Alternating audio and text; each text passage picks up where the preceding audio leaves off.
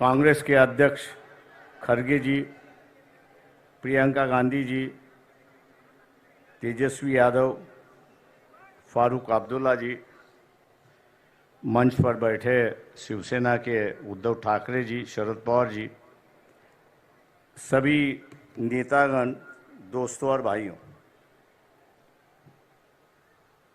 जहाँ तक मैं समझता हूँ कि हम लोगों को लड़ना चाहिए, साथ लड़े, अकेला लड़े, लेकिन लड़ना चाहिए। देश भर की परिस्थिति की बयान मैं कर रहा हूं। मैं इसलिए देश भर की बयान कर रहा हूं कि बंगाल में अलग सी परिस्थिति बन चुकी है। महाराष्ट्र में कोशिश की जा रही है कि हम सब जन इकट्ठा लड़े, लेकिन दो चीज़ें जो है वो सबसे बड़ी चीज़ है, मैं यहाँ पर मानता हूँ। इलेक्टरल बॉन्ड आ चुका है और हर चैनल पर अमित शाह का बयान आ रहा है कि हमने जो है इलेक्शन के माध्यम से जो काला धन था उसको भगा दिया है। लेकिन मैं मोदी जी से और अमित शाह से पूछना चाहता हूं, future gaming and hotel service company है कि जिसकी 2021-2022 की जो नेट प्रॉफिट है, ये नेट प्रॉफिट 215 करोड़ का है और उन्होंने इलेक्ट्रल बॉन्ड जो है वे 1360 करोड़ का खरीद लिया है। जब कंपनी का प्रॉफिट ही 200 करोड़ है तो 1300 के बॉन्ड वहाँ कहाँ से खरीद लिए?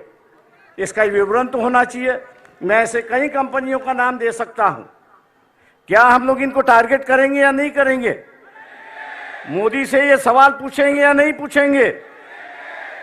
और हम लोग जरूर पूछना चाहेंगे कि आप कह रहे हो, अमित शाह से हम कह रहे हैं कि आप टीवी पर जवाब देते हो तो इसका जवाब दीजिए कि इस कंपनी के पास 1300 करोड़ रुपए कहां से आए, इसका जवाब होना चाहिए। आप इन पर ईडी की इंक्वायरी करवा रहे थे, लेकिन ईडी की इंक्वायरी अब रुक चुकी है, ऐसी एक परिस्थिति है। मैं समझता हूं कि एक मामला है कि जिसको हमने उठाना चाहिए। दूसरा, प्रियंका गांधी जी से मेरी नम्र विनती है कि मोदी जी कहते हैं कि ये देश मेरा परिवार है।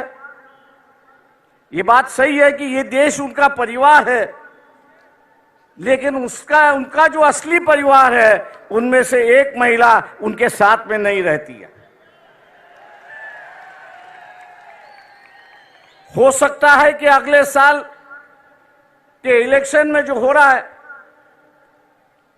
मोदी जी दोबारा प्राइम मिनिस्टर ना बने। कांग्रेस पार्टी के अध्यक्ष से भी मेरी दरखास्त है कि हम लोग इस मुद्दे को उठाए और हिंदू समाज के अंदर फैमिली का जो रिश्ता होता है वो सबसे गहरा रिश्ता होता है। मोदी जी उस रिश्ते को निभाए, उस रिश्ते को निभाए और अपनी पत्नी को अपने साथ में लेकर रहे। 2-4 दिन बाकी है, उसके लिए हम लोग को लड़ना चाहिए। मैं उम्मीद करता हूं कि खड़गे जी जब बात करेंगे इस पर जरूर अपनी टिप्पणी यहां पर करेंगे, क्योंकि वह हिंदू संस्कृति की बात करते हैं, हिंदू रिवाज की बात करते हैं और वही रिवाज और वही उसको मानने के लिए तैयार नहीं। पर्सनल मामला है, मैं जानता हूं, लेकिन कल्चरल की चर्चा जो है ये आरएसएस ने शुरुआत की, कल्चरल नेशनलिज्म की गई, कल्चरल हिंदुइज्म की गई। अब वो अगर अदा नहीं कर रहे हैं तो मैं समझता हूं कि हम लोगों की जिम्मेदारी होती है कि उनको उनकी बात समझाए और उसको अदा करने के लिए वो अपना अधिकार के लिए वो लड़े और हम लोग उनको सिखाए। ऐसी एक परिस्थिति है। दोस्तों, 5 मिनट का वक्त होते आ रहा है। मैं और एक बात यहां पर कहूंगा वो राहुल गांधी जी से मेरा दरखास्त है यहां पर, वो ये है कि ईवीएम जो है 2004 से मैं उससे लड़ रहा हूं, आज भी बंबई हाई कोर्ट में उसके लिए मैं लड़ रहा हूं। पिछले 6 महीने से जब ईवीएम इंक्वायरी की बात आई तो इलेक्शन कमीशन उसको टाल रहा है। उसकी जो मशीन आती है वो अमेरिका से आती है, लेकिन वहां के जो चिप उसमें 2 है, स्टोरेज चिप जो है, वो यहां 20-20, 25-25 रुपए में मिलते हैं कि जिसको मैनिपुलेट होता है। राहुल गांधी से मेरी दरखास्त है कि पार्लियामेंट भी किस पे विश्वास करे, पेपर ट्रेल पे विश्वास करे और ईवीएम पे विश्वास करे। तो पार्लियामेंट ने कानून से कहा है कि अगर डिफरेंस आया, ईवीएम के काउंटिंग में डिफरेंस आया और पेपर ट्रेल की काउंटिंग में डिफरेंस आया, तो मानना है कि पेपर ट्रेल का जो वोट है वही आपको मानना है, ईवीएम को बगल में रखना है। क्या हम लोग इस इलेक्शन के पहले,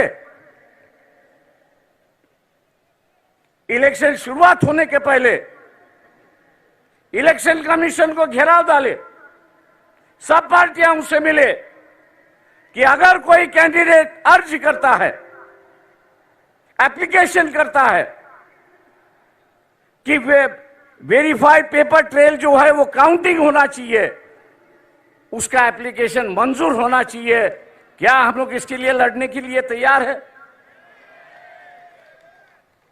दिल्ली में हम लोग को यहां पे जाना होगा। मैं राहुल गांधी से विनती करता हूं कि वो अगर डेट ऐलान करेंगे तो शायद हम लोग उसमें शामिल होंगे, बड़ी संख्या में शामिल होंगे, ये मैं आशावाद यहां पर करता हूं। रही बात लोग साफ सुथरी कैरेक्टर के लोग चाहते, ये जो फैमिलीवाद है, दूसरे चीजें जो है, लोग उससे उब गए हैं, हम लोग उससे बाहर निकले। और मैं इस मंच से कहना चाहता हूं कि हम लोग अपना इस्तेमाल एटलीस्ट महाराष्ट्र के लिए परिवारवाद के लिए खर्च करने के लिए तैयार नहीं है। हम आपके साथ हैं, आम आदमी हो, डेमोक्रेसी सोशलाइजेशन हो, कैंडिडेचर का सोशलाइजेशन हो, ना ये हो किसी एक परिवार से, किसी एक कास्ट से ज्यादा लोकसभा के उम्मीदवार हो और हम उनको पीछे सिर्फ वोट बैंक बने। हम लोग वो बनने के लिए तैयार नहीं है। मैं इन्हीं बातों के साथ आपसे रजा लेता हूं कि 5 मिनट का वक्त खत्म हो चुका है। जय भीम।